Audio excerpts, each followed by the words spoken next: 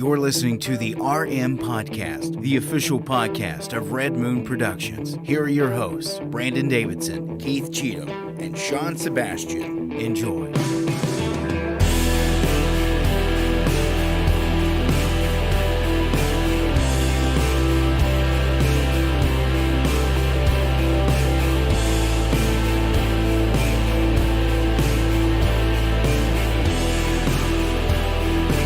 Hello and welcome to another episode of the Red Moon Podcast.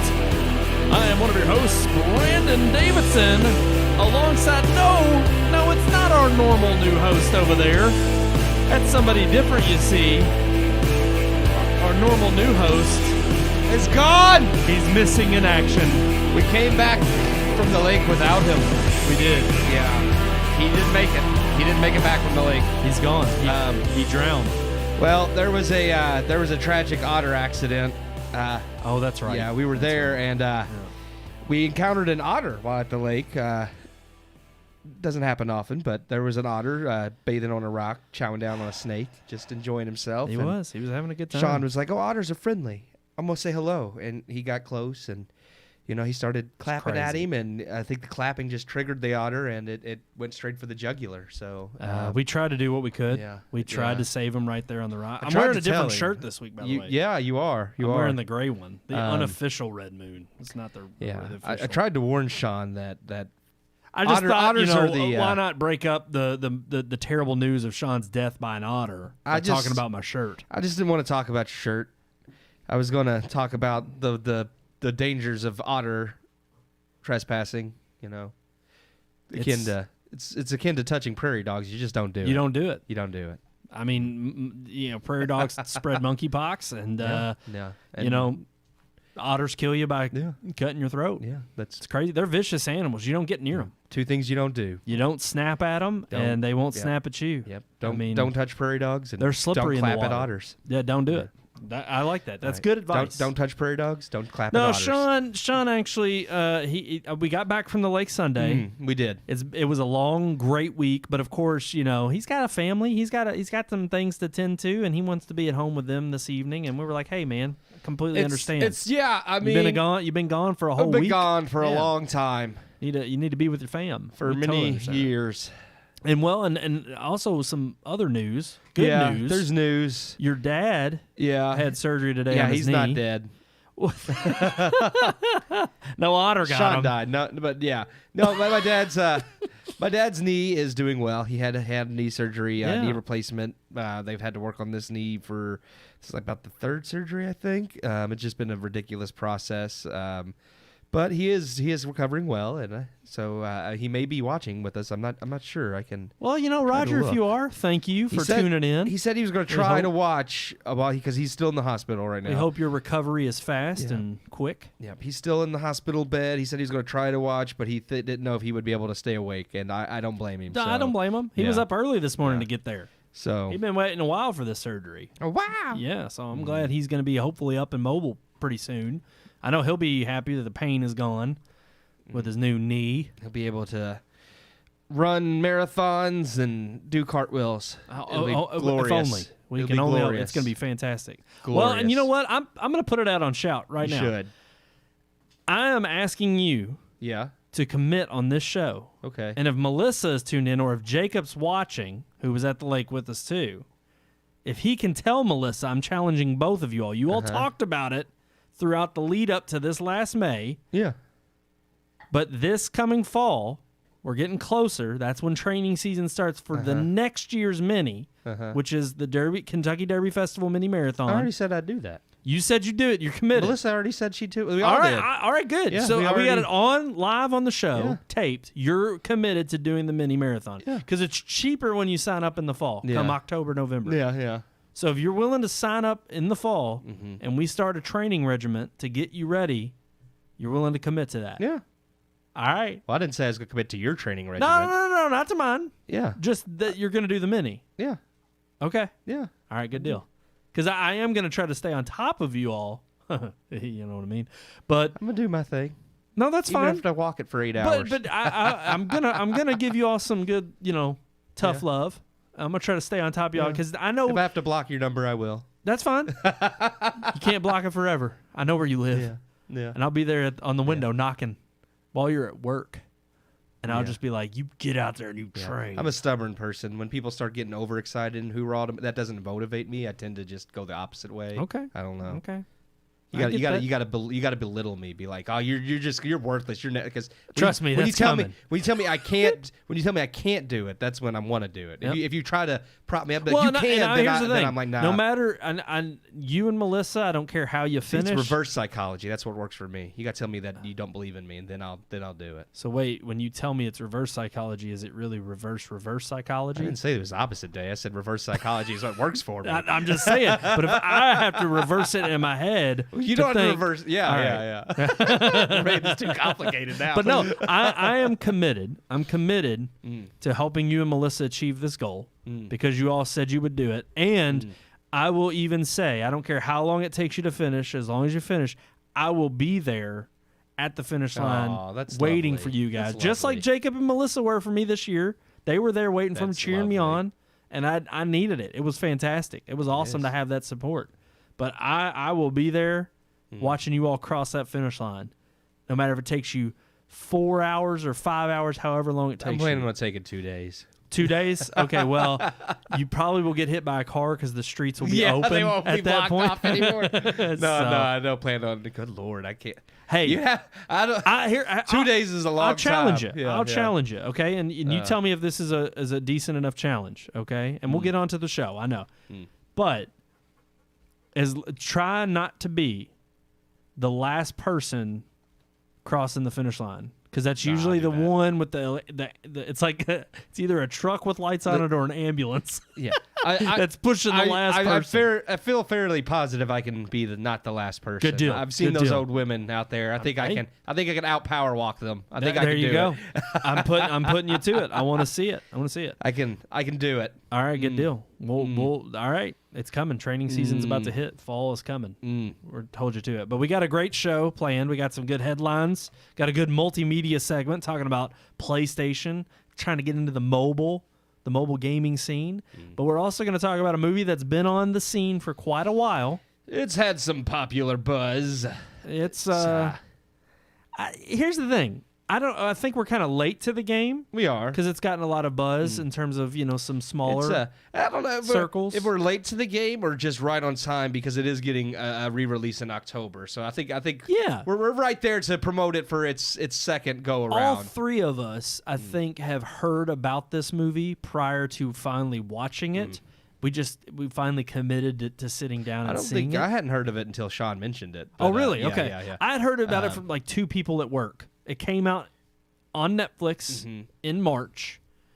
I just took a while to watch it. I'd heard about it, but I was like, oh, I'll check it out. And it kind of went to the bottom of my list. Haven't seen it. It was the announcement of the Forrest Gump remake from India that was when Sean, and that actually didn't look bad. I mean, that's not going to be as good as Forrest Gump, but that was what was funny is Sean sent that link and he's like, you got to check this out. And I thought maybe he was making fun of it, but then when I watched it, I was like, surprisingly, as ridiculous as it looks halfway decent. He's like, I know. And then that's when he said the thing about RRR, which is what we're reviewing. Yep. Just released that. There we go. I also do have to have a disclaimer about the review. Disclaimer. So I edited the review last night. Yeah. Got it posted. Yeah. Got it scheduled to I don't release. know. Did I tell you that the second file was the one you needed? Yeah. I don't think I did. Oh, I figured it. Well, anytime there's more than one. You had to figure it out when the first one just ended and didn't complete the review. But. Yeah. But it was funny because I got it all done. Yeah. Posted it. And of course, I was thinking that, a foreign movie would be a little bit more lax in terms of copyright. No, it wasn't. No. So we got not a copyright strike, but the video got blocked. And I went on and I tried to dispute it. And I thought, you know what? I'm not going to dispute it. Screw it. I don't expect them to clear the copyright. So what I ended up doing was just putting up a disclaimer on the screen that you'll see during the review. So obviously there is a video review, but you can't see it because YouTube won't allow it. So you can hear the audio. The audio's not blocked. It's fine. You'll hear the review. You just won't see the video that matches. Well, that's one way to do it. Kind of goes back to our old school days where we didn't really have video. You just have to listen. That's right. Just listen. That's all you got to do. So without further ado, we reviewed it at the lake. We watched it down there, and We have our own opinions, but let's just dive into the review. Here is our review of, as I heard him say it in one of their interviews, RRR.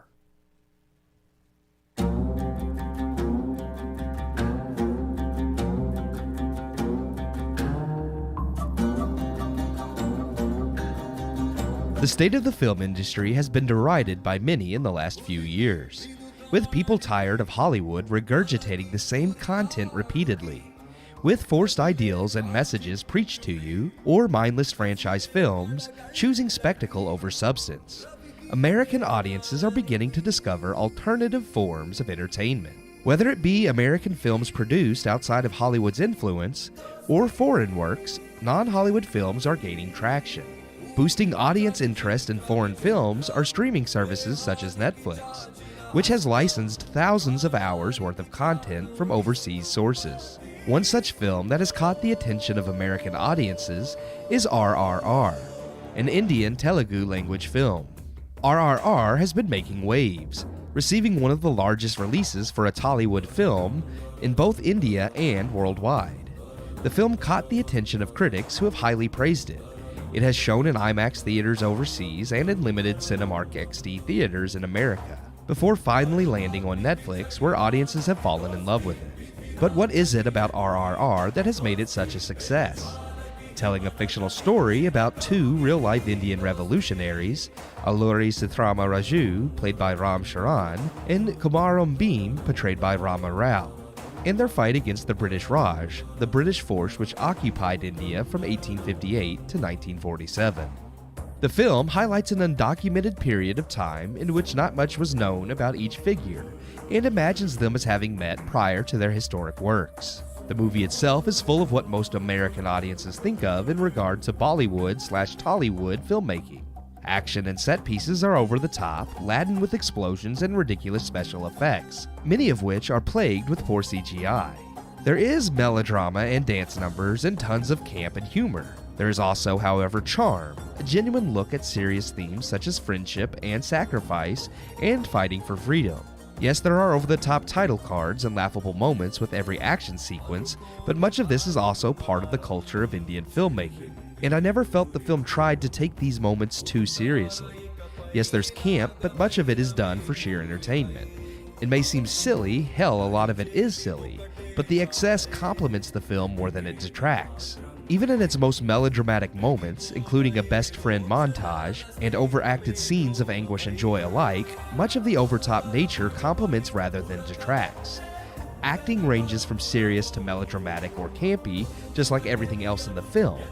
But the two leads never feel inauthentic, with camp coming in moments that are meant to evoke laughter, serious acting where needed, and again, over-the-top performances, while somewhat goofy, still effectively driving home the point in an overtly entertaining way. The drama gets the point across about the struggle for freedom against British occupancy, and it hypes up audiences when the heroes fight back. And while it all seems like a frantic mess, the film really isn't as all over the place as it feels. Yes, sometimes there are random fights between a wild tiger, but generally each scene, whether it be serious, campy, or even a dance number, is geared toward furthering the plot. Ultimately, RRR is like a puzzle where none of the pieces match, yet they still fit together to make an amazing picture. It works, it's fun, it has enough character development and emotion to keep you invested, and most of all, it entertains. It won't attract all audiences. The style of Indian filmmaking will not appease all audiences, and many may find it too different or bizarre. Even still, RRR has found an American and worldwide audience, and will continue to do so, because it offers something Hollywood has forgotten. A fun, entertaining experience that doesn't preach at you and still has substance while being unique. I give RRR 3 out of 4 stars. Wow. I didn't come back to that camera. I just, didn't want our audiences, members to vomit. I that's what they get if they watch RRR. Well, I will say, Revolt. There are tons of different scenes in that movie that are over the top and, well, they don't make you vomit, but they definitely, vomit with enjoyment. Can you do that? Is that maybe a thing? I switched my shirt, too. I wanted to be official. Yeah. So I got the official Red Moon shirt. Yeah. I had to. Yeah. That gray one's not official. Plus, it made me look fat. Alrighty, let's talk about RRR or Triple R. Rise, Roar, Revolt. I like it. That's the American. Well, that's just the name of it. Well, no, the actual name is in Telugu, and it means something different. But to keep with the to keep with the alliteration, the English version is Rise, Roar, Revolt because it still reflects kind of the themes. Well, wait. Of the movie. But it's still Triple R. Yeah, it's still Triple R. It's just that they don't mean Rise, Roar, Revolt. It means, I think it's like blood something. Like what they mean like is different. But they still evoke the same themes. So, in order to maintain the alliteration in English, they made it Rise, Roar, Revolt. But it still evokes the same themes of freedom fighting. But basically. are the three R's in the Telugu language? Yeah, they actually all start with R's. Yeah, they all start with R. R. All right, Yeah, I just wanted to clarify. Actually, I was reading it was in pre-production just the working name because the director's last name is Rajamouli, and then of course the actor Rao and then Ram Charan. All of their names have R, so it was actually Ram Rajamouli Rao or whatever order they were in, and that was just the working title. Okay. RRR, and then they just decided to keep it, and they made the actual. They changed it from their names to something Doesn't that mean represented fire, the movie. water, and No, those are just the chapter titles. I like that though. It was good. Oh, that they highlighted look, R. There were it was a fun movie. It was a very good movie, and surprising in the sense that I too agree. 3 out of 4 stars. Mm-hmm. I'm not sure if Sean passed problems. along. He was here. He was talking to you a little bit earlier. He did not say. I don't know. I mean, I know he likes the movie, but I don't know to what extent or what his rating was. So we will have to get that from him at another time. I'm going to assume 3 out of 4. I don't want to put words in his mouth. Yeah. But I'm going to assume that, and we'll see if maybe he's watching. Who knows? Maybe he'll reach out to us and say, Let us know, Jonathan. Tell us what your review is. Tell Your us. official score. Just give us a quick comment. But ultimately, I think what I liked about it the most was that it didn't forget how to be fun. Yeah. And far too, I think I told you right after I finished the movie, we watched half of it at the lake, the other half when we got home, because it's a 3-hour movie. I watched the whole movie again. Oh, you did? You rewatched from the start? Since I have to write a review, I wanted to make sure I caught all because we goof off and don't, I just wanted to make sure all the nuances. Plus, I was determined to watch the original language version. Bring that up. You wanted to bring this up about the whole ridiculous nature of. Well, because we didn't know the version at the lake. There was some English with subtitles, and I didn't know if that was the authentic version or whatnot, because foreign movies tend to get dubbed for whatever country they're going to, which makes sense. What doesn't make sense? So Netflix has this movie. Apparently, the way India license out films is they do the licensings by language dubs. They don't just license the film and you dub it however you want. I don't know. It was goofy to me. But Netflix got licensing for several languages, including English, but they have to make an English dub, and who knows if they're going to... They paid for the license for it. I would assume they're going to pay to do the dub at some point, but it's not on there yet. There's no English version on Netflix. If you want to watch it in English, I'm sorry. The closest you can get to the original language is Hindi. They have a Hindi version on there, which is a prominent language in India. Bollywood tends to make movies in Hindi. Tollywood, which is who made this movie, does Telugu and Tamil language films. The Telugu version is not on Netflix. That's the way it was filmed. And I thought that was odd. And even the director said he really appreciates Netflix for getting his film out there, because he never thought he could make a movie that would resonate with Western audiences. But it did annoy him that they didn't license the original language version.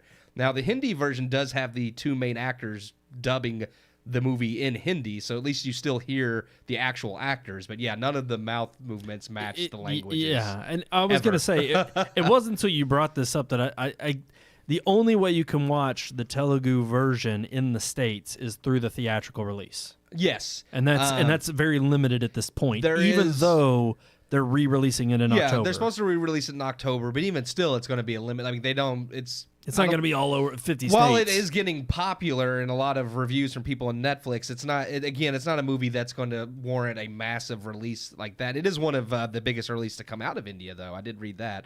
It's been released in IMAX overseas, and they did release it in XD theaters here in America, so that is impressive.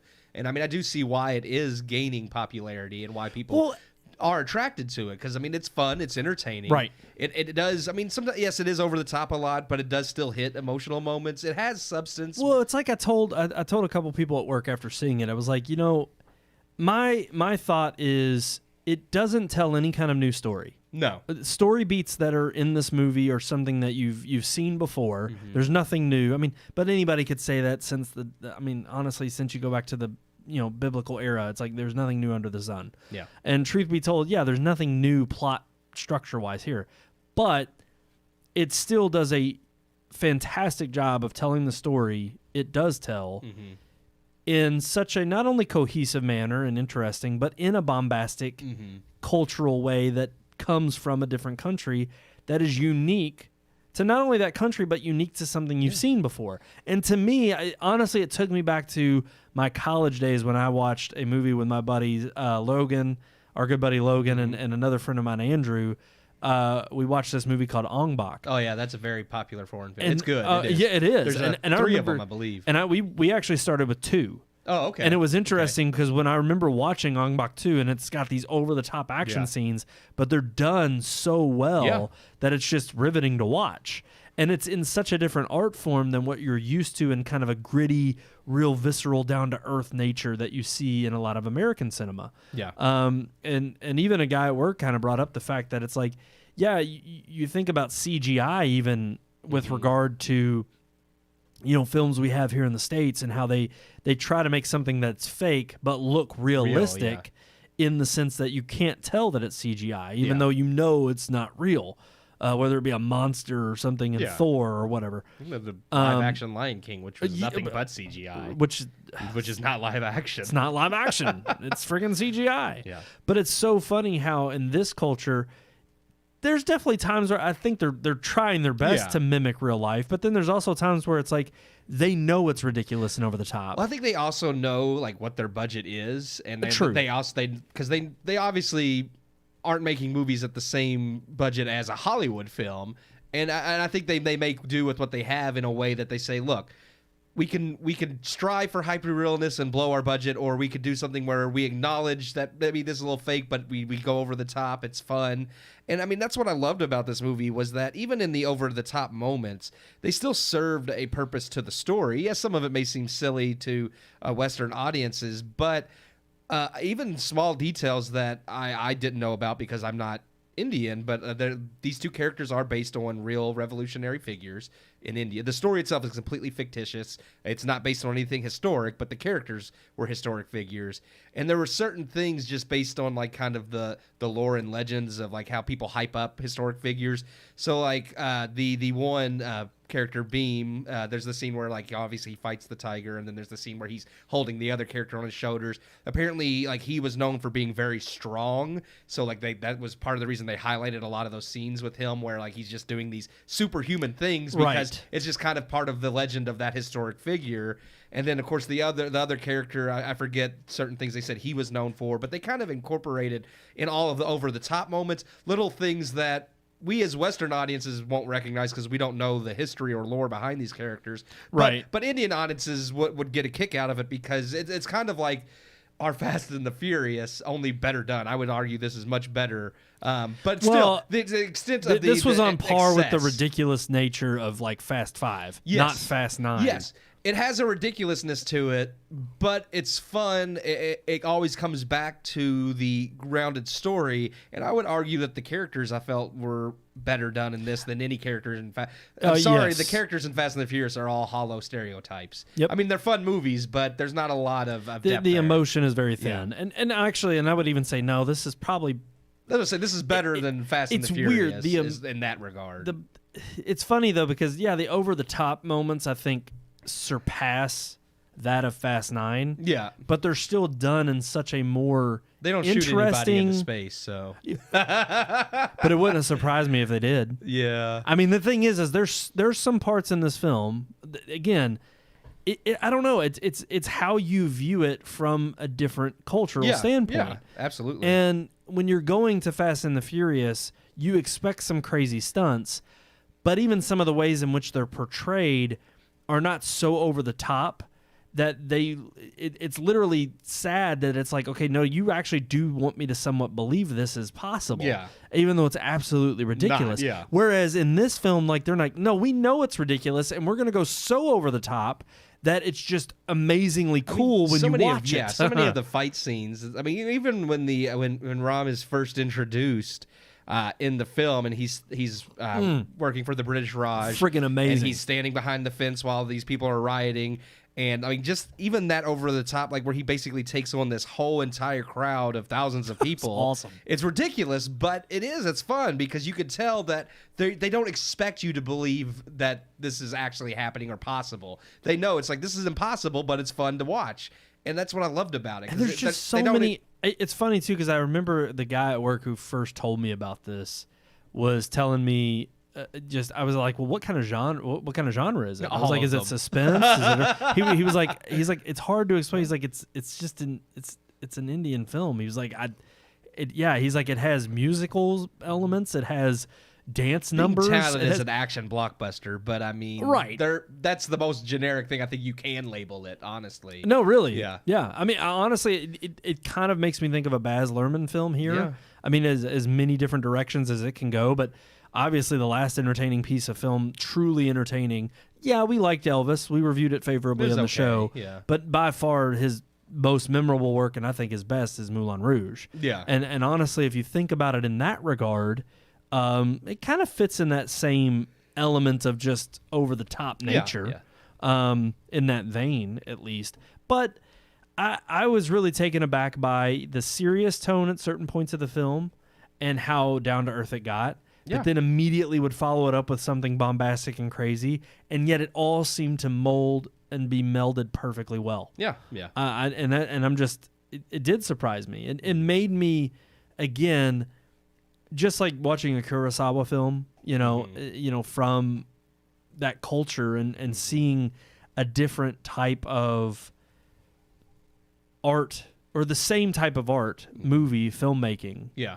But done in such a vastly different way than the taste. I mean, it gives you, a tapestry of just different eclectic, mixtures that you didn't necessarily think you needed or wanted. But once you get it, you're like, man, that's awesome. I want more of that. And I think, because for me, I've always had, mostly with anime, but also just foreign film in general, because I've always loved finding really great foreign films, and I think that's why, because so many that I have fallen in love with, like Pan's Labyrinth, of course, Crouching Tiger, Hidden Dragon was huge in America, but you mentioned Kurosawa, Seven Samurai, is an amazing film.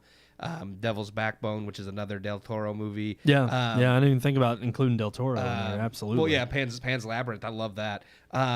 It's a Wonderful Life is one of the best movies I've seen. I mean, not It's a Wonderful Life. Life is Beautiful. I was going to say. Life is Beautiful. Roberto Benigni. Yeah, Life is Beautiful. Don't want to butcher it because you should check that one out. But there are a lot of films that Western audiences tend to overlook, and some of the ones I mentioned actually are ones that did get noticed in America. But yeah, I think that is why I like finding those foreign films, just like RRRs, because you get something that is still relatable on a human nature, but from a different perspective of what Hollywood, especially nowadays, because Hollywood only has one perspective now, sadly. I mean, or two, I guess. You're right. Your preachy soapbox films or your franchise films that are all style no substance. They're long in the tooth. That's all you get now. It's so funny. You're exactly right. And I even told you after I finished watching this film, oddly, and it's like, I don't know anything about Indian, history. I haven't researched it. You don't need to watch this film to enjoy it. But obviously, there's definitely they recall so many moments. I think especially towards the end of the film, when there's kind of a montage of different Indian, historical figures in a song. And I told you, I was like, I don't know anything about their culture.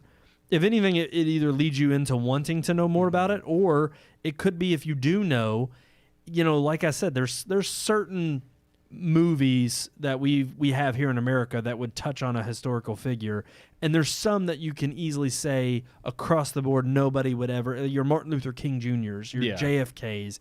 There's going to be these political or historical figures that have no ill will, put towards them. Yeah, you have fringes, but for the most part, everybody in agreement we'll talk about how monumental they are. Yeah. And there could have been some of those they highlighted at the end. I don't know. Yeah. And I thought, I told you, I was like, it would be kind of funny if some of those, like in India, people see those figures like, that person doesn't need to be included. Because that's the thing. I don't know where they stand. There probably are a There's few. probably some that because I try not to liken it to Hollywood, because when I see certain universal messages from other cultures, I think you said it best when you were telling me about after writing the review. You were like, it's funny how Western civilization is so into damning itself right now and whipping itself for its heinous atrocities, and yet Eastern cultures are starting to pick up on this idea of emulating Western culture and highlighting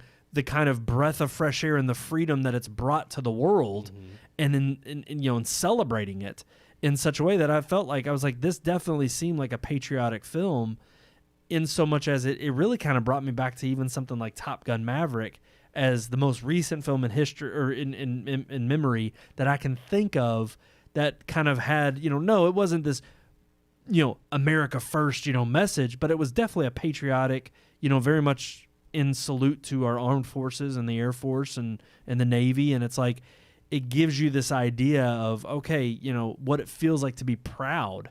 And I definitely felt like this movie, no doubt, by the end of the film, is unabashedly proud of its Indian history. And even to the point of talking about how one of the main messages of the film is bringing weapons to those who are fighting for their freedom. And it means literal guns. And they talk about briefly how that message is more than just, the tangible weapon. It also is the weapon of the spirit, the human spirit that rises above to it. Fight, right. For your freedom. But to still evoke that message throughout of, no, this gift of freedom that we are bringing to our people is far better and greater than oppression from another, from another state, another entity, another country impressing upon its values on us. And I do think that inherent in the American dream and in the American message, that is the beauty of what we, again, hope to exude and push out on the world stage. And it felt good to see a movie from a different perspective and from a different country having that unabashed patriotism that I feel like I want to see more of that in American movies. And like you said, it's so sad that Hollywood has relegated itself to only pumping out certain kinds of films these days that don't touch that with a 10-foot pole. Yeah. They don't even come close to that. And it's sad that I think you even brought it up too, that in the current culture we have a lot of like anime. Yeah, that's grown more popular.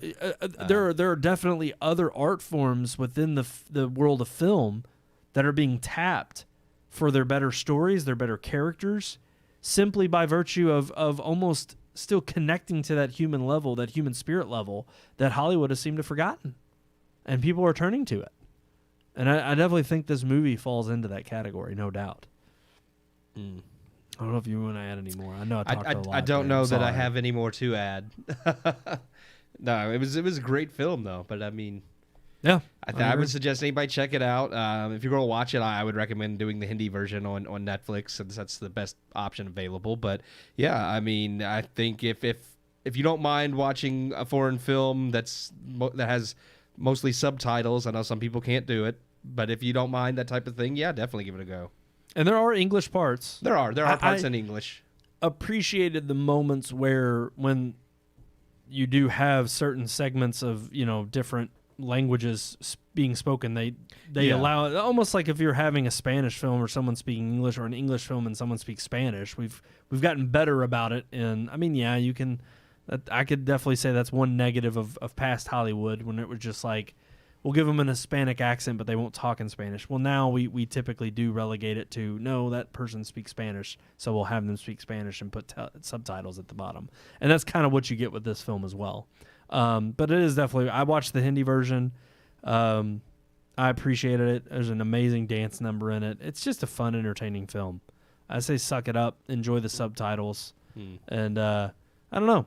It definitely lends itself into the category of wanting to see more of what other, I mean, I've even looked because the director has made 2 films prior to this that a few critics online have said are actually both good as well, and it makes me kind of want to check those out because it's like, okay, if people are saying those are also good, they just didn't get recognized like this one was because for whatever formula that this caught on big because Netflix licensed it or whatever. But I mean, now I'm kind of interested just to see what he makes, like and what he does next. So, absolutely. And sometimes that's all it takes. I mean, Del Toro is a major Hollywood director now, but he did start off making foreign films. So yeah,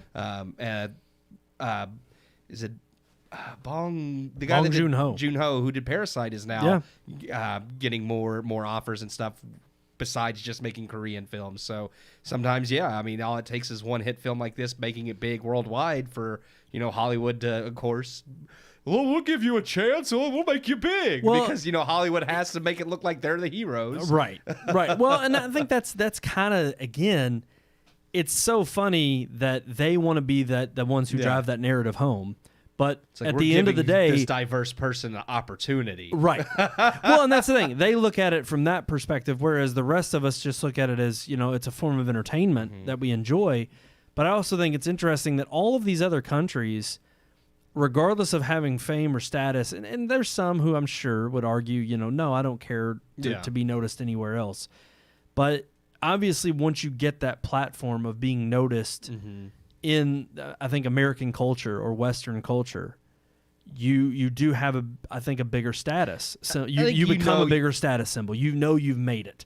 And I think they do look for that in the sense that not so much that they want to buy into whatever politics Hollywood are shoveling, but because once you do break it big within the Western culture, you have more opportunity for your work to be seen more. Right. I mean, Well, that's why I said I brought up the weapons specifically because I think it's funny how it's got like a 96% on critic score.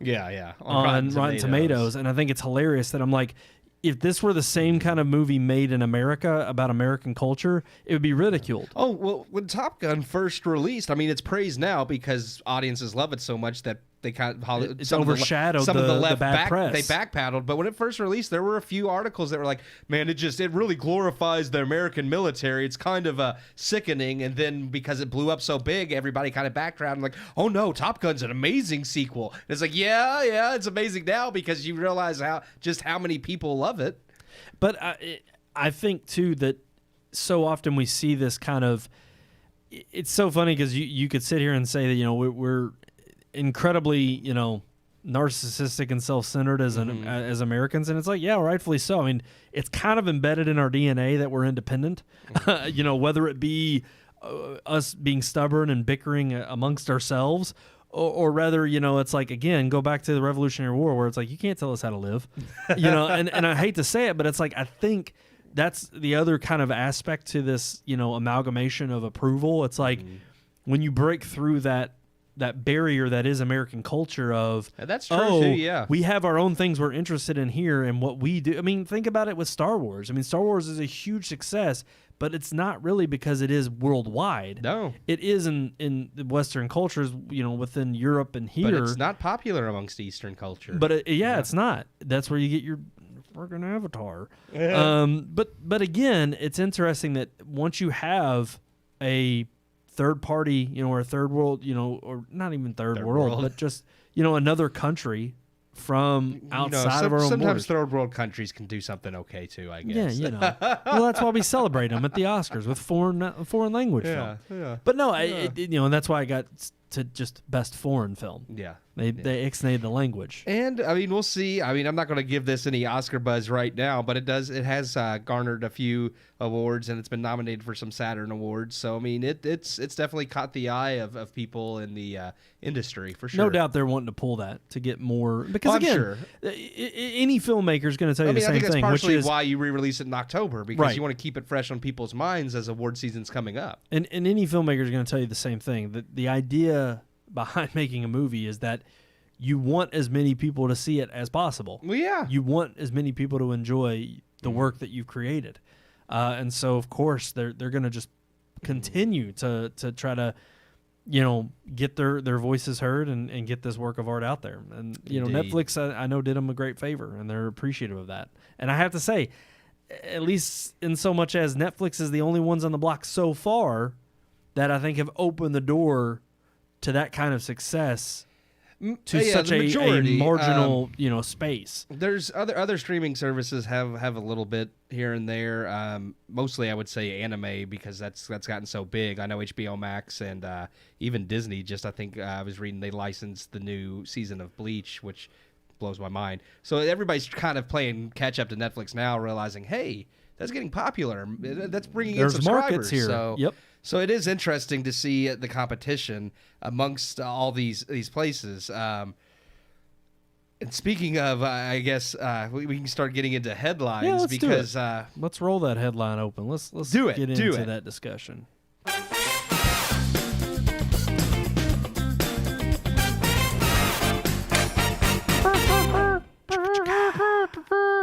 Yeah, I mentioned Disney Plus, and it made me think of what I consider kind of more their direct rival, just because Disney and Marvel is Warner Brothers and DC. That's right. Because DC is... Well, they've been in disarray for a long time now, but the Warner Brothers Discovery merger is not helping at all. No, and it's funny that we just talked about this a few weeks ago with the Batgirl cancellation, which now they're showing funeral showings. The funeral showings are hilarious. Apparently, the directors are still lobbying to Zaslav for him to release it, and they're doing these funeral showings in parking lots or film lots and.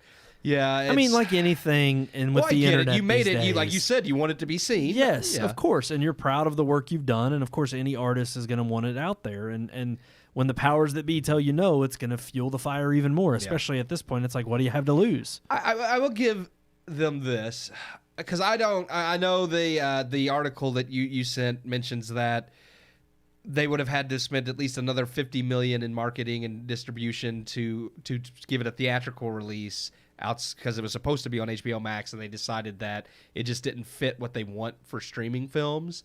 So I get them kind of being like, we're not gonna do this. We're not spending any more money. We'll just take the tax write-off.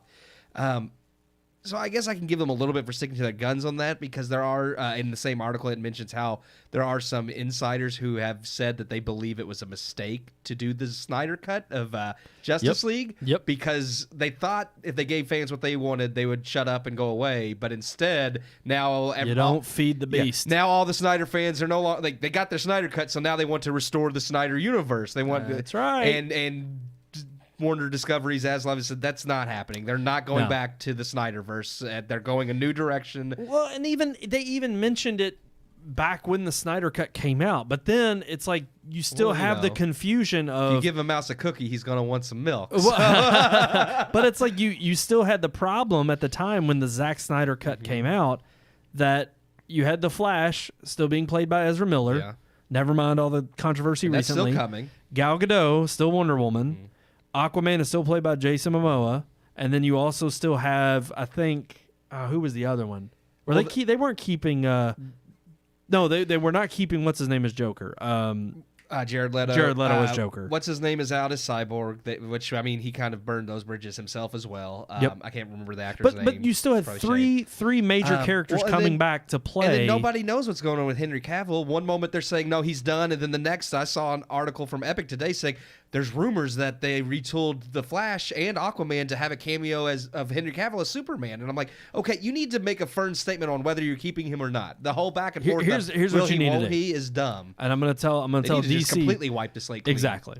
That's all they need to do. Yep. Because the problem is they have for too long seen the success of Marvel, and this article brings this up as well. Well, that's what they want now. But the problem is Kevin Feige started in 2006 with Iron Man. Here we are in 2022, and in 2019, was it 19? Yes, 2019 was Endgame. Yeah. So you literally had over a decade of films leading up into the culmination, and ultimately having to prove multiple times over and over again that the franchise was successful. Yeah. You've had multiple mixed feelings with every single entry in the DC universe since Zack Snyder held it. There is no reason for you to have released the Snyder Cut to appease fans just to tease the ones who were hanging on to every last bit of Snyder. Yeah. And then also disrupt and upset the new ones who you were hoping to bring aboard and say, hey, I'm willing to jump on with Wonder Woman. I'm willing to jump on with Gal Gadot. I'm willing to jump on with Aquaman and Jason Momoa. Absolutely, because those films were solid. We still got the Flash out there. Yeah. Or not Flash, Shazam. Yeah. Shazam, they're making a Shazam too. Yeah, that's coming He's still still. in the DC universe.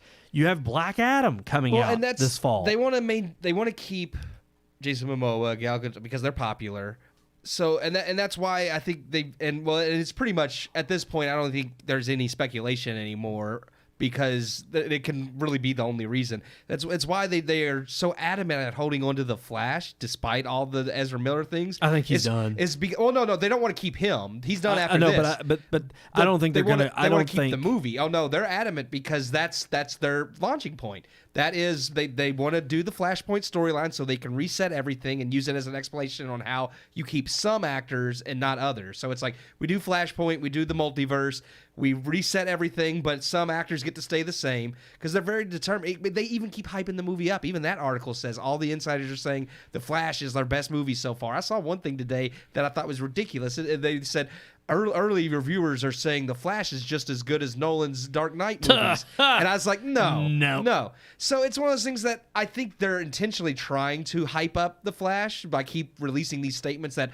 early insiders are saying it's great, because they want people to go in, see it, and use that as their reset point. And I think that's a bad idea. I agree. It is a bad idea. You just need to scrap it and start fresh. Yep. You don't need to reset. And I know you're afraid of upsetting fans by getting rid of Jason Momoa and Gal Gadot, but at some point, everything's in disarray because they also want to be able to still have the Joker too and Matt Reeves the Batman. I was going to bring up the Joker without the multiverse. The best DC movie they have right now is Joker, and it's literally it's tied to nothing. Exactly. It's tied to what is it? A different universe entirely. Yeah, it has no connection to any of the. He's not. It's a completely different Batman, a completely different universe. That's what I'm saying. Matt Reeves, the Batman's not connected to anything either. I mean, at this point, which is why I think they want to do Flashpoint, because then they can have an explanation. But you just had the Batman as well, which was successful come out. That's what they're saying. They want to keep those, so if they do Flashpoint, they can say, well, now these are all part of different parts of the multiverse, like Marvel already had. But that's the thing, and even Marvel's multiverse setup has been poor in my opinion, but at least they had enough movies to kind of justify how you get to the multiverse, even though they haven't explained it that well themselves. DC, well, again, that's been their problem. They're still playing catch up. Well, I would say Marvel's implementation has been poor. The setup was brilliant. Yes. The setup was perfect. They just haven't done anything of interest with the multiverse, in my opinion. But the setup and the implementation of this whole entire DC universe has been a debacle. They rushed to get to Justice League to catch up to Avengers. Now they're rushing to do multiverse to try to clear the slate. And I'm like, no, quit trying to fix and just clean the slate for real. Like, wipe it all. Quit trying to course correct, because I think that's the problem. Is you're trying to course correct with a bunch of jumbled gibberish. You only really have Wonder Woman. That was a great movie. Aquaman was fine, but I wouldn't call it a great movie. Right, agreed. Even Shazam, I was funny and humorous, but it doesn't really have a place in the grander scheme of things. And I hate to say, but the reason I keep dogging Black Adam is I'm like, I don't think it's going to be good either. I don't think it's going to be good. And I'm getting tired of The Rock's hubris. Agreed. I used to love The Rock. Yeah, but it's wore on me a little bit. It's starting to get, his ego is starting to get a little big, I think. Well, and it's also a situation of it doesn't look any different than every other DC movie I've seen. No, it doesn't. I mean, maybe it looks like it'd be right at home in the Snyderverse, and that's not a good thing. Maybe a little bit lighter in terms of the tone. That's it. Yeah. With some of the humorous moments. But for the most part, it looks like the stereotypical DC movie that we've seen over and over again that has continued to fail. And I just don't understand, even with the Batgirl debacle. Yeah. This honestly, the Batgirl debacle and the bad press you got from it sets you up brilliantly to just come out and say, you know what, it's all scrapped. Now, granted, I know they would have a huge problem in scrapping Black Adam. There's no way. Because not at this point. Not only have they just poured tons and tons of tons of money into promoting it, but I also think you have the problem of you've got an A-list actor like The Rock, who you probably already given millions of dollars to in terms of the deal. I mean, he's going to walk away happy no matter what, even if he doesn't have to return for a Black Adam 2, because I don't think it's going to be successful in that regard. And honestly, I think they're smart for just saying, at least we have in their projections The that Rock's they're determined to make Black Adam the linchpin of the DC universe, and I'm like, again, ego. In what world? In what world does that need to happen? No, like some character we you never heard know of? they're hurtling towards the Flashpoint storyline for the clean break. The problem is you already everything's already in disarray. There's no reason to create a Flashpoint storyline to say, oh, these kind of live on their own. You've already upset so many fans and non-fans. You're so far behind from Marvel and what you want in terms of success on the Marvel level. You really have nothing else to lose. You have nothing else to lose than to just scrap everything already. They've already rearranged. They pushed movies back and rearranged their releases. So now Flashpoint's actually releasing before Aquaman, which makes little sense if it's trying to reset things, because it's like, okay, was Aquaman 2 filmed as supposed to having occurred before Flashpoint? Because if so, where does it fall into place after whatever reset may happen? And it is weird. Flashpoint is an event you should build towards, like Endgame, because it is such a massive story. And it's like, imagine like they did, or imagine, okay, Spider-Man No Way Home, but you didn't even know who Tobey Maguire or Andrew Garfield were. It's like, that was like your first introduction of them as Ultimate Spider-Man. It would make no sense. You'd be like, why do I care about them? Because you don't have the history there. It's hard to do a Flashpoint story when you don't have an entire history of DC, just like it would have been dumb to do Endgame when you don't have the history of all those characters. Agreed. It's like they're just rushing to get content out there and clean the slate when they just, like we said, just do it. Just clean it. You know who else should probably clean the slate, or they want to clean the slate, but they're not going to have that opportunity? Shia LaBeouf. He may actually. He might. He's Christian now. He's cleaned the slate. He came out and said that he lied about some of those things about his daddy. So I saw that about the Honey Boy. I just couldn't resist. No, it was interesting. It was. You know, and I think, you know, a lot of people gave him flack when it was created, thinking like, oh crap, he had a terrible childhood, and he was kind of like, yeah, some of that's made up. Yeah. I think he wanted people to think his childhood was that much worse, so he had an excuse for behaving like a jackass. But but you know, we know Will Smith behaved like a jackass at this year's Oscars. And apparently at I think it was in Arizona, I actually find this funny. Like show that Chris Rock was doing. Yeah.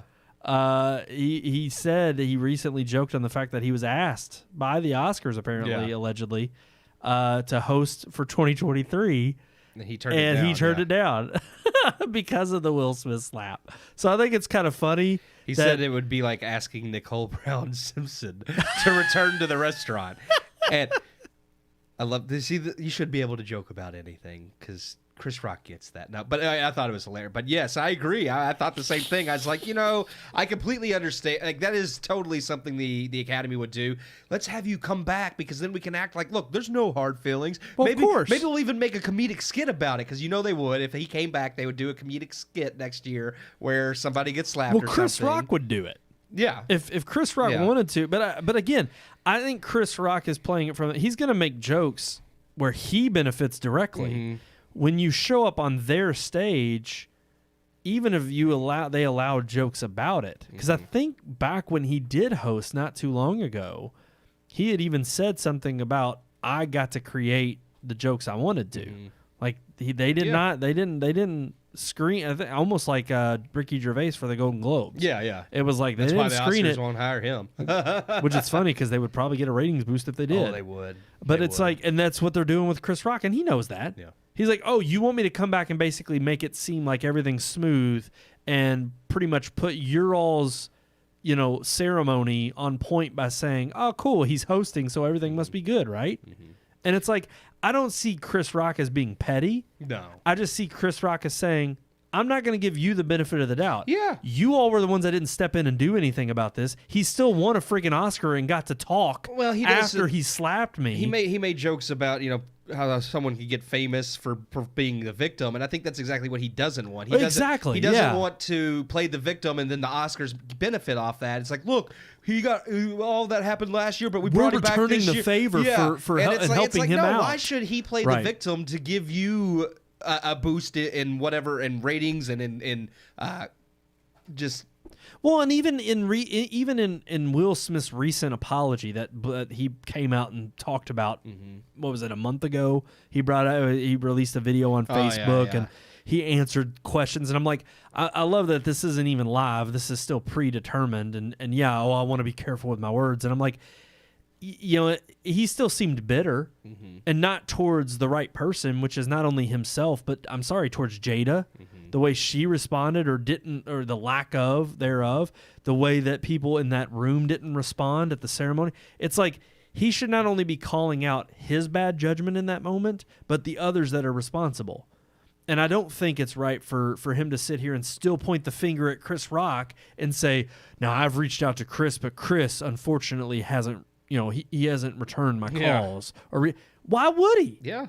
You freaking embarrassed him on national TV, and it's not even an embarrassment. It's just an insult. I was going to say, that's kind of a loaded apology anyways. You don't apologize to someone expecting them to return your reply. Yeah, it's like, look, you apologize because you're actually sorry for what you did, and you want them to know that you have remorse for that action. You don't apologize expecting them to reach out and say, it's okay, I forgive you. Like, no, like that's not, then your heart's not into your apology if that's what you're thinking. Agreed. So and that's honestly, that's what I thought was so funny about this is I'm like, I love Chris Rock's response of, I'm not hosting your old show.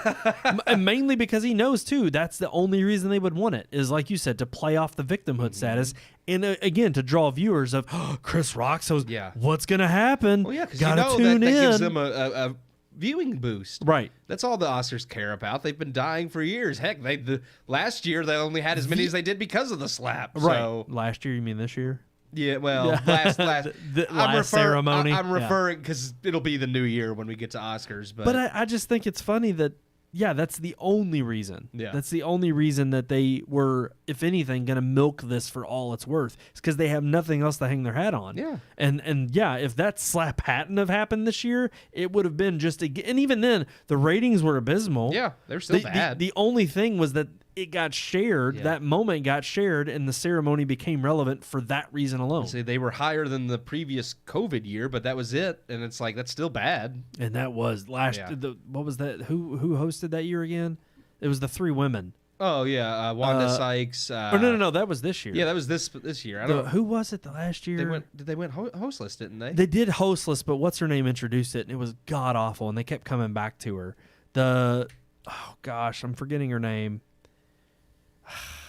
I don't know. It was terrible. I forget her name, but again, not memorable. But I applaud Chris Rock. I think he's making the right moves. He's continuing on his tour. He's getting that's how you continue to soak it up. You go out, you do your own thing, you joke about it to your audiences who you know are supporting you by actually coming to your comedic shows. And that's how you ride this wave out. You ride it out that way.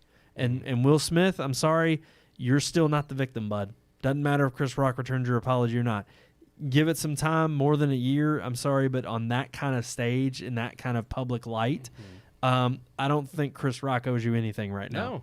If anything, you're the one that has to go into seclusion and figure something out. And a 6-month apology tour on Facebook, not going to cut it. Sorry, bud.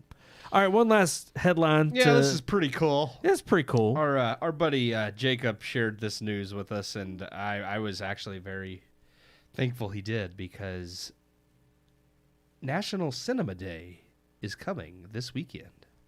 What? September 3rd. It's National Cinema Day, and you know what? There's some cinemas in America that are going to celebrate. All of them? AMC? Cinemark? Not all Regal? of them, but Regal's going bankrupt. Maybe it's $0 tickets. Not all of them, but all the biggest ones. Because Regal, Cinemark, and AMC. Even it's funny to say Regal is one of the biggest ones as it's going bankrupt. But Chapter 11. So refi. They're not going anywhere. They're just having some issues. Reorganization. But so far, a growing list of 3,000 theaters, it says, are offering $3 tickets on Saturday. Wow. AMC, because we have AMC Stubs memberships, so I got on to check and see. Ours is doing that, our local theater, Stony Brook. But They also are offering a combo of popcorn and Coke for $5, and I'm sure it's probably their smallest sizes. But hey, now that is worth it. It's been a long time since they've offered something like that. $5 Coke and they popcorn. used to do that every Tuesday. You get a Coke and popcorn for $5. They got rid of that. COVID. Yeah. And whatever other excuse. Well, they needed money to invest on that gold mine. Well, of course. We know that's where precious metals is where it's at. Yeah. But no, I think it's awesome that it's happening. I think it, again, call me, glib and just trying to look on the what could be, because it's like if you can do this for one day, they could do it a lot more often, or at least like you said, one day a week. Even on a day that they want most traffic to come through, or little traffic because it's their least favorite day. Or even if you don't do like some major like $5 combo, like at least like if you could afford to do this, and maybe you could afford to maybe shave off a couple bucks in general off of your popcorn and Coke. Yep. Like I know that's where theaters make the majority of their money. I completely get it, but when you start price gouging and overpricing for things, you don't entice people to spend money there. I mean, we experienced that at the lake this weekend. So, we were going to buy some ammunition from a local store, and it was literally 3 times as much. 100% markup. It was ridiculous. So yeah, and I feel the same way at anything. It's like, look, I get it. Times are crazy. Inflation's ridiculous, but when you're going even higher than what I would say inflation demands, because that at the lake they did, and I would say AMC's popcorn and Coke, popcorn's cheap. I'm sorry, $10 for a bucket of popcorn is. Well, hell, you worked in the restaurant industry. Restaurant injuries are bad. I'm telling you, man. I had a finger, man. I had a fry basket incident on my arm, But no, you worked in that industry, and the thing is you told me they make hand over fist bank on Cokes. Oh, Coke syrup's Coke dirt cheap. Which everybody knows. It's just syrup, and it's like, what, 80? It's syrup and carbonated water. Yeah. And they literally make what? It's like 5 cents per cup, and they're charging you like $5. It's a ridiculous markup. It is. Yeah, I mean, because you're paying $30 for a big old massive box. It makes however many servings, and it makes hundreds of servings. I think it's something around at the time. I don't know what it is now. It may be smaller, but still, it was 70% profit off of Coke. Gosh, because people would be tell the restaurant secrets. I don't work in it no more. I can do whatever I want. Well, it's not like people can't look this up or investigate. It's not a secret, but people just don't think about it. That's why McDonald's can charge $1 Cokes. Anybody really could. It's just they don't, because you're losing profit.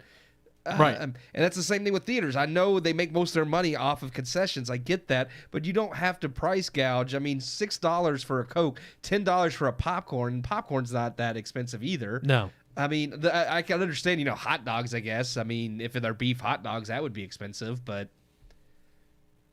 Yeah, but not as expensive as they charge. Not $8-9 for a hot dog. No. $6 for a thing of nachos with a tiny cup of cheese. Yeah, and then if you ask for, I want salsa as well, then they charge you an extra like $1.25 for a little cup of salsa. Or if you used to get 2 cheeses or a cheese into salsa, and now you get 1 cheese and whatever else is next is extra. Yeah, and if you want another cheese or salsa, heck, they probably charge for jalapenos now too. I don't know. See, I love that it's like we're trying to celebrate National Cinema Day, but we can't help but crap on it, because it's like there's not really. I mean, it's a great deal for that one day. But if you can do it for one day, and I'm not saying, because it'd be easy to say like, well, why can't Amazon Prime Day be every day? They're making tons of money. Well, obviously, if you string out a good thing for too long, it hurts the business. Yes, absolutely. I get that. I'm not talking about knocking a huge percentage off of prices, but I do think we can be a little bit more reasonable in prices. And heck, I mean, I'm trying to take advantage of National Cinema Day. I'm trying to go see a movie Saturday, and it's funny because you're trying to go see something that isn't included in our Stubbs A list. I think it is now. I was looking. I think it's only like the first couple of weeks that they won't do it. Okay. But I mean, either way, I'm trying to see Dragon Ball because I'm a fan, and it actually is doing really well right now. It beat Beast opening weekend, which Beast sucked, rightfully so. I mean, Beast was terrible. Me and my nephew, because he's also a fan. But yeah, I was like, well, that would be a good day, because even if I do have to pay for the ticket, it'll only be $3. I could get a $5 popcorn and Coke. That's awesome. Oh, hell yeah. Basically for $8, which is less than the price of a ticket. And anyway. I'll say this: they are doing it on a Saturday, which is going to be a high traffic day. They're not trying to reserve it for National Cinema Days on a Tuesday. It's like nobody's going to go out and see a movie regardless. But, I mean, that's partly why I liked what you said about the whole, they used to do it every Tuesday, the $5 popcorn and Coke. They used to, yeah. Because it was like, it's an entice you to get out on a day that isn't typical, typically busy for a theater. But it's interesting that it's like, okay, they're going to do this National Cinema Day. But honestly, other than Top Gun, that may be there's nothing out right now. I mean, Top Gun is the only movie that I can think is recirculating it's available on home for purchasing at home now. I think that's kind of also part of why they're okay doing it on Saturday, because they want people to come in because there is nothing out. Nobody's coming now. There's nothing available. Nothing's out. Maybe if we give people $3 tickets, they'll come see something. Yeah. I mean, not a bad gimmick. I mean, I don't know. I mean, if I wasn't working, I may go see something, but I have A-list. As I'm saying, I mean, I think I would go because of the popcorn and Coke. 3,000 Years of Longing. We're talking about that, but I mean, even that's not a film that's going to draw in mass audiences. No. Beast wasn't good. Dragon Ball's not drawing in mass audiences. I'm trying to think of what else is out, and I can't because there's just you've got a few different kids films that are still out, like the Pets movie. I guess it's still out. DC's League of Super Pets should still be out, but that's not drawing any What's viewers. The one that came out at the beginning of July with Paws of Fury? I don't know if that's still in theaters because it's already on Paramount Plus. It's because it's bad and nobody saw it at theaters. It's like Paramount doesn't make animated movies, and the one time they do, it sucked. So well, it's funny because the smaller theaters that are probably still showing Top Gun, already charge the $3 ticket price anyway. Yeah. Although I don't know, there used to be Green Tree 4 $1 theaters. Yeah. Now that's it's gone like now. It's got to be like minimum of like $8. Literally went out of business. The dollar theater, and then it's gone. Well, I knew it was gone, but I'm wondering what the next cheapest is. Oh yeah. And I bet you it's probably not any cheaper than like $8. It can't be, because I mean it's like I just don't know of any theater that charges below that for ticket prices. I don't know, unless it's literally like 2 or 3 month old films that have been out forever, and even then those are going to be offered on your home releases anyway. But I guess we're go out and celebrate National Cinema Day. We still want to support. Go see a movie at a local theater. Yeah, go see a local cinema. Support them. If they whether they are celebrating Cinema Day or not, I could see getting a little bit of traction. Actually, I guess people could use their $3 ticket because the Spider-Man re-release will be out then. So there you go. Go enjoy it. If you want to go watch it again, I mean, Disney's just going to get more money. So Sony give them and cheap Disney money. both. Yeah. That and the Jaws re-release is also this weekend. So I guess if you want to see Jaws in IMAX, that's going to be $3. They said even IMAX tickets are going to be $3. So that would be fun. Jaws for $3 in IMAX. I would do that. I would do that totally. It is interesting too, because I wonder. You think about it, but all the big chains are the ones supporting this. I don't know about your local chains, and if your local theaters aren't, then all the more reason to go there and support them and pay higher than $3. To check with your local theater, because this article does say that a lot of smaller theaters. They said it's not just the massive chains, that there are a lot of local and small theaters that are also celebrating with $3 tickets. So there is a National Cinema Day website. There's a link in the article, which we will have posted. Yep. So if you go to the article and click the link that says National Cinema Day website, it actually has participating theaters based on your location. You just put in your location, it tells you who's. Well, let's look at Louisville. Is Louisville on there? Let's see. Ticket pricing. I mean, we're going to move on to our multimedia segment here in a sec. I'll run the open, and hopefully maybe you found it then. And we'll mention it if we find Louisville. Yeah. Here's our open. Multimedia.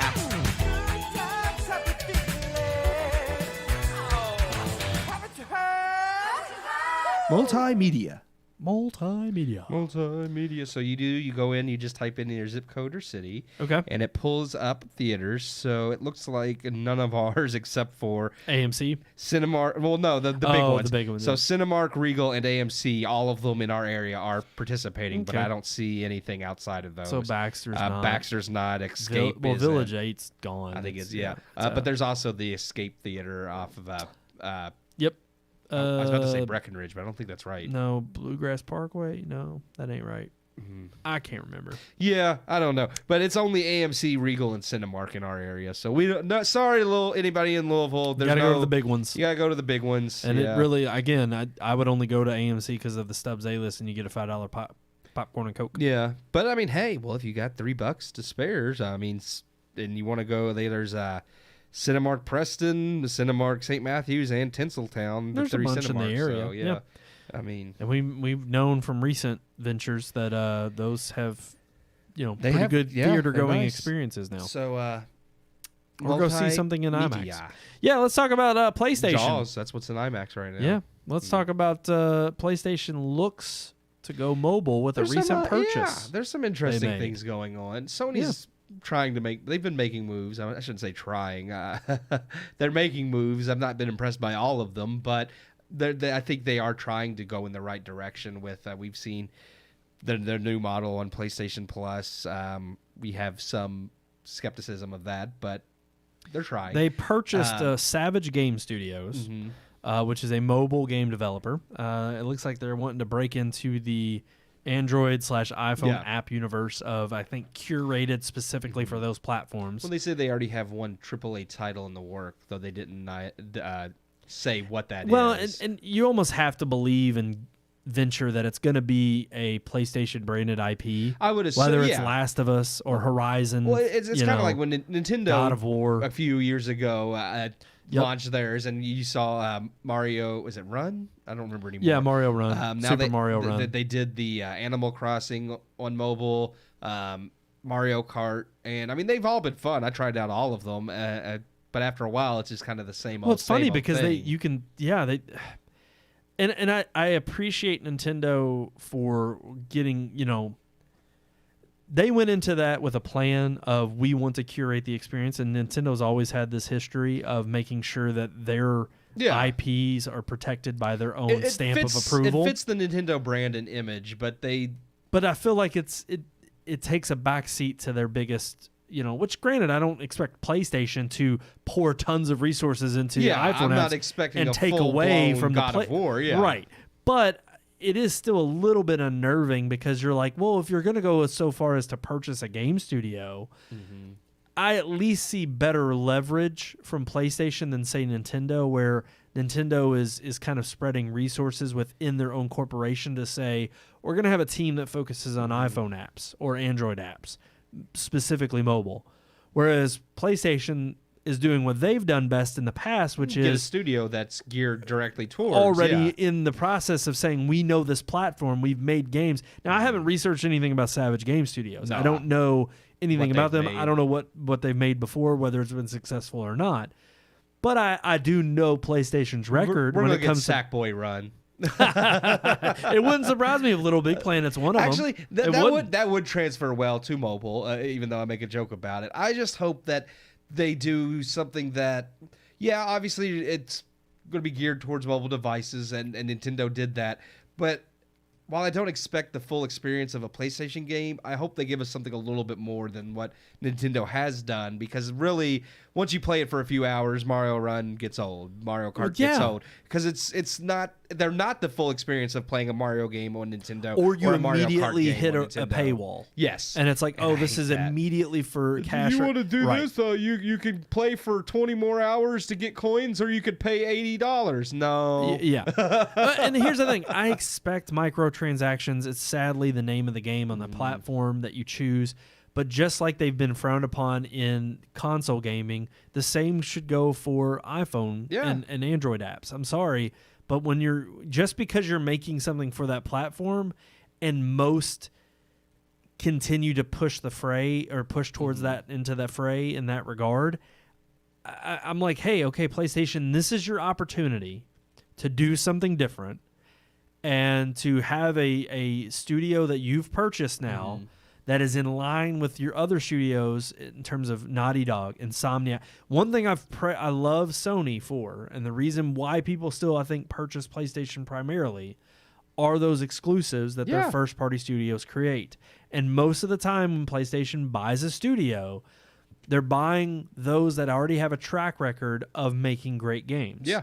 And they mostly They basically purchase them and say, hey, you do what you do best. Keep doing it. Yeah. We're backing off. We're going to let you continue to create the games that we are already interested in. That's the reason we approached you in the first place. The reason we took you under our wing. And Xbox, with Microsoft, has taken a while to they're starting to. Exactly. They've finally caught on to that, and they've purchased a lot of great studios over the last several years. We've talked about it before in past shows. Mm-hmm. But again, game development is one of those. It's not like movies where you can pump them out in 6, 7, 8 months or 2 years. Several years before you could see the fruits of the labor. So right. It's a huge purchase and a huge risk up front that you have to willingly believe in. Yeah. And Sony has made the right moves before. The question is, will this be a right move? I'm definitely interested, and I hope, because there's another thing that I do think Sony is sometimes bad at is not making taking the full potential of a product if it doesn't initially do well. PlayStation Vue, TV, the PS Vita. PS Vita has received a lot of life after they dropped support just from modders and jailbreaking them, because people have finally realized just how powerful and amazing that was as a handheld. But sadly, because they dropped support and never could convince people to develop for it, that full potential is never realized. Right. And that's something I could see happening with this too, is if they don't get a lot of traction at first and then being like, well, this isn't working out, we're going to drop it. When maybe if they came up with a creative way to market it could be so successful, because it could go either way. I mean, mobile gaming is very, it's been on the rise for years, but it's still a very different beast from console gaming. Well, we know Apple has made the argument. They have Apple Arcade Plus. Oh yeah, I know Sean subscribes to it. Yeah, but it's like, the thing is and there are mobile app games. Yeah. That have creatively taken that platform to a legitimate level of competition with other gaming platforms. I mean, say what you will about, do you compare it to console gaming? No, but just like a lot of people get angry about the console versus PC space. Yeah. It's like, it's two different behemoths. It's two different perspectives. And truth be told, regardless of just a spec sheet of which one is better than the other, it's based on preference, and it's the same with iPhone gaming or iPads or just mobile gaming in general. It's a different kind of platform. I mean, I have my own fair share of games on mobile that I have played, and I've definitely purchased games on my phone that I remember playing as a child on PlayStation, like Final Fantasy VII or just because I thought it'd be cool to own in a mobile platform. Older Grand Theft Auto's on there. Yeah, Vice City and 3. And I have the original Sonic on there. And honestly, those are probably better ports than the recent crap that we got with the bad. definitive editions on console, which garbage. Yeah, Rockstar had to apologize. They didn't even develop the remake, but they still had to apologize and fix it. Which I get it. It's their property, and they don't want people to view it badly. But right, because they have such a track record of being flawless. But I mean, they weren't the ones that developed the remasters, and maybe they should have. Maybe they shouldn't have licensed it out. I don't remember the company that kind of like Blue Point did, like Sly Cooper and all that. So, or no, that wasn't Blue Point. Blue Point did they did Metal Gear Solid, didn't they? They did the HD remakes. Sanzaru did Sly. They did the remakes of Sly. You're right. And they did the fourth one after they did the HD remakes. Or not remakes, but remasters. But it's funny because the platform itself. I mean, you can't. I mean, and Apple's beat this drum too. Is they sit here and they say, people want to dog us for you have to use metal and you have to. And granted, nobody's going to call the Mac platform it's PC gaming ready. It doesn't compare. No, but they have a gaming platform, and whether you like it or not, it is the iPhone, it is the iPad, it's iOS. iOS has tons of logged hours of gaming. Oh, I know people who love it. They love Apple Arcade. And there's people too who will go to it for different experiences that you don't get anywhere else because it intuitively uses the controls of the device itself.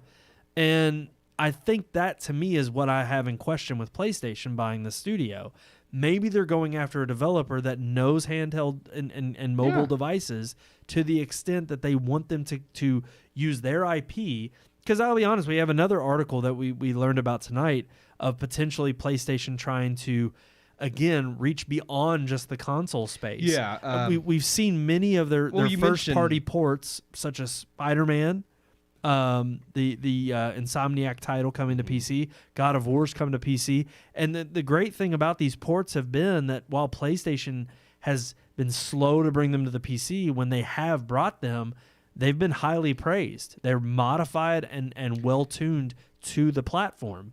Yeah, and if you I will say that if PlayStation does quality control in that regard, like Nintendo does with its IP, yeah, they could be very successful. They of course, absolutely. I was going to say there. I mean, it's just part of the rumor mill at the moment. But we were talking about PC and Sony, but some PC gamers who have played, because obviously, anytime you get something on PC, one of the first things PC gamers are going to do are mod the crap out of it. Yes. So Spider-Man has received tons of mods already. Kermit on PC. the Frog is the one I've seen all over the place. I love the Kermit the Frog one. There's some others that are a little bit more political. I won't mention that I thought were funny too, but PC gamers have discovered in the files for Spider-Man a something that kind of hints at the possibility of Sony getting it says more involved in PC. It mentions there's a reference to a PlayStation PC launcher, and nobody really knows what that means because obviously Sony's not going to come out and say what they're up to, but a lot of people are feeling like that suggests that maybe PlayStation is coming up with something where you can log into like PlayStation Plus and play your games or whatever from PC, kind of like with Game Pass. You don't have to have an Xbox. You can get on your PC and play Game Pass. Some people are wondering, is this PlayStation PC launcher a way to log in with your PlayStation account and play PlayStation games on PC? We know that specific games from the PS3 era are only available to be played via streaming. Yeah. So will they limit it to only that? Because right now you can do PS Remote Play on your PC.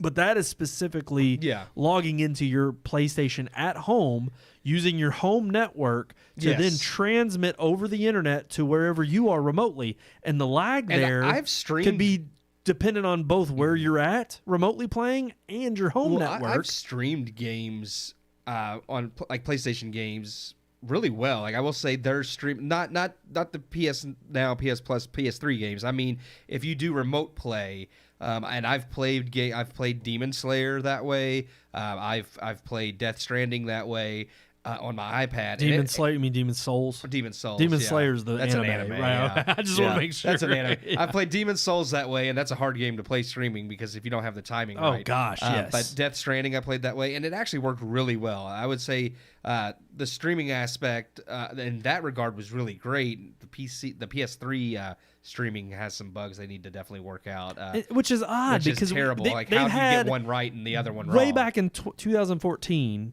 when they bought Gaikai for their streaming platform, they rebranded it, of course, and then it was PlayStation Now, which has now been lumped into the new PlayStation Plus, and we've had our grievances there, regardless of library selection. The fact is, as we've known, that there is a possible third-party solution to emulation for PS3 out there. Yeah. Now, whether they tackle that or not, again, that's our own other separate grievances.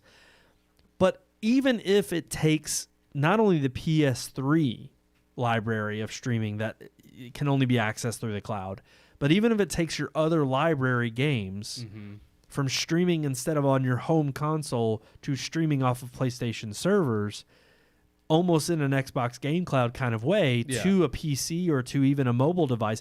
Because that's the great thing about it. If I could do remote play and just with my credentials prove that I own a certain title, but instead of streaming it from my home console, but stream it directly from their servers because it gives obviously it'll give a better connection than just putting the PS servers in between, the connection from me and my home. Yeah. Then it's like, okay, that just gives me a direct contact to the home base of the PlayStation servers, and it would make that experience a lot better.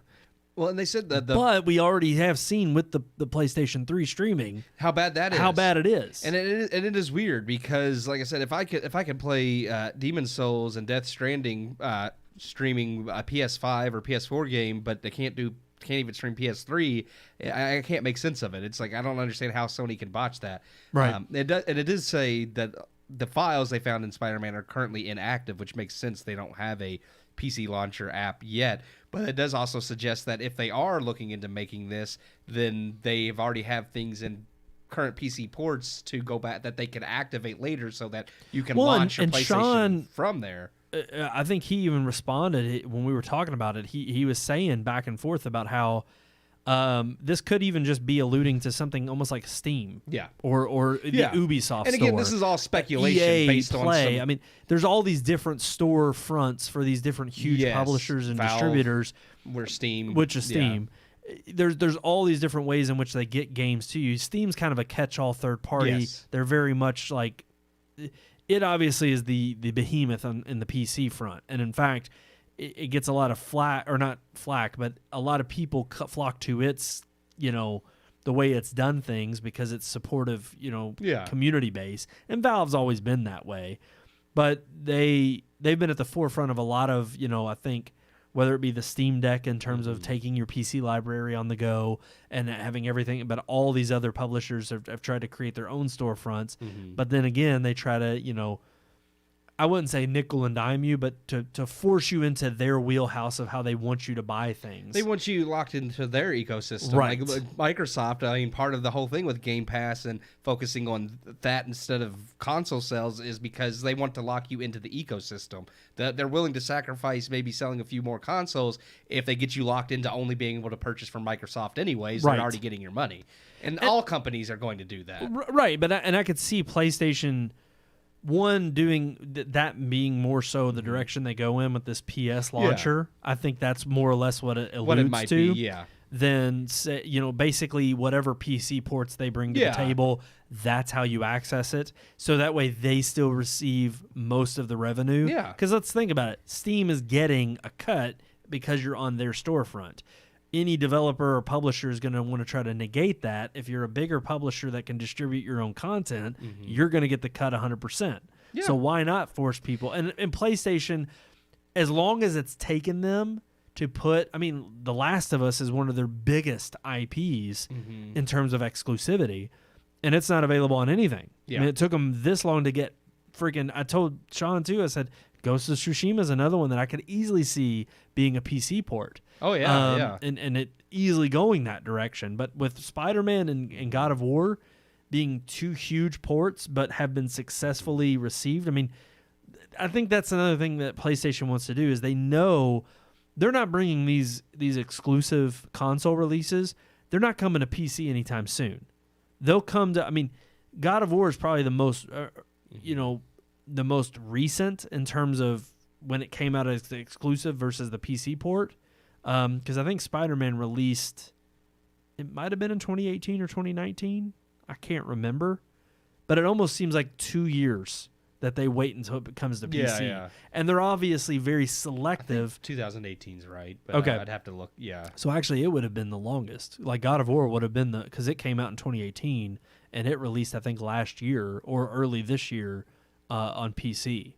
But again, PlayStation and Sony are going to be very strict as to what ports they select. September 7th, 2018. Okay.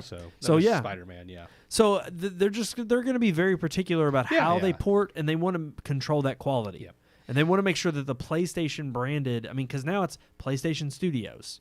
So all their first-party studios are under that one banner, and I think they want to make sure that it continues to have the breadth and I think the, that known quality that people go to them for. Yeah, they're working on the brand, and that's exactly why, like you said, they're going to make sure they focus on keeping everything a certain level of quality. That you see that with anything, not just the Sony. When you look at, we've discussed how horrible Warner Brothers treated the DC brand, and then you look at Disney and Marvel's brand. Branding is important, and once you put a bad taste in someone's mouth about your brand, it's hard to win people back.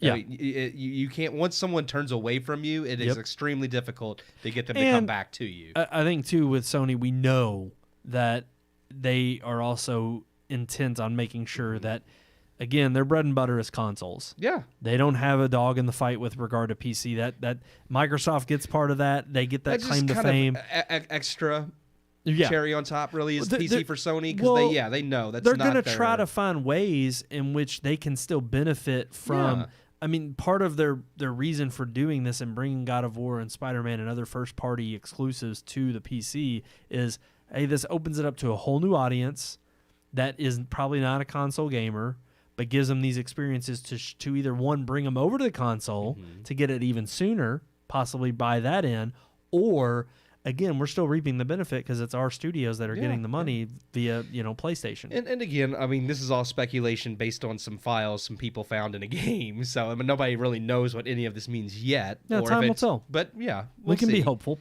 We'll see. It'll be interesting. Alrighty, guys, that's going to do it for this episode of the Red Moon Podcast. Yeah, it sure will. Thank you all so much for tuning in. We appreciate all Are you not entertained? Damn right I am. Yeah. I'm always here. RRR entertain. Triple R. It entertained me. It's the sequel to Triple X. People don't know that. It's funny because RR comes before X. I know, that's what's so amazing about it. You're right. Vin Diesel could have been an RRR. Niv is better without him. I don't know. It probably would have been pretty good with him in it. There's certain scenes. He just shows up to punch a tiger and leaves. And he's like, for family. That's it. I just want to see him come in and with his Dodge Charger and racing probably Rom. He could probably race him on foot and still win. Oh, absolutely. Absolutely. Alrighty, guys. Right there at the bottom is all of our social links. Red Moon Book on Facebook, Red Moon Tweet on Twitter.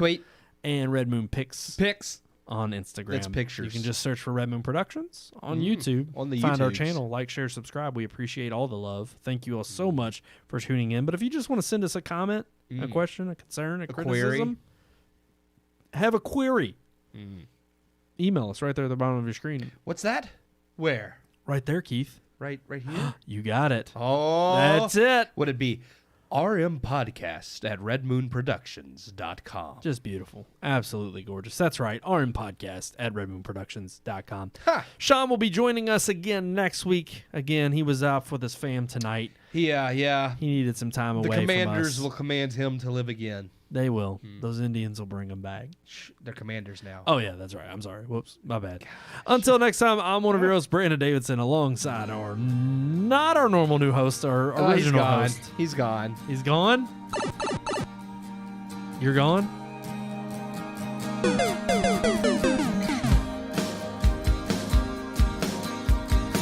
We hope you enjoyed this week's episode. For more reviews, previous podcast shows, and everything Red Moon, visit our website, redmoonproductions.com. You can also like us on Facebook or follow us on Twitter by searching for Red Moon Productions, LLC. We'll see you at the movies.